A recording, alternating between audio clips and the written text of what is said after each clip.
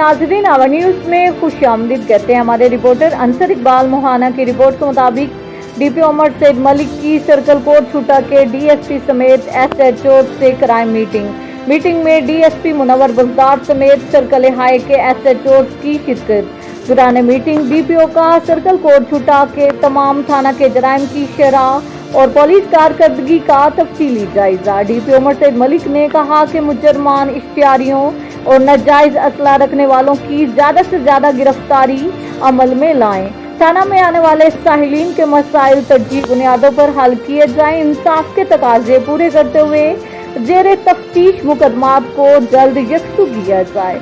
मुअस्सिर गश्त करते हुए जराइम पेशा अनासिर के खिलाफ भरपूर कार्रवाई अमल में लाई जाए। संगीन मुकदमात में मतलूब मुजरमान, इश्तिहारियों, मुल्ज़मान की गिरफ्तारी को यकीनी बनाया जाए। पुलिस अपनी कारकर्दगी मजीद बेहतर करे और आवाम को पुरअमन माहौल फराहम करने के लिए हर मुमकिन कोशिश की जाए।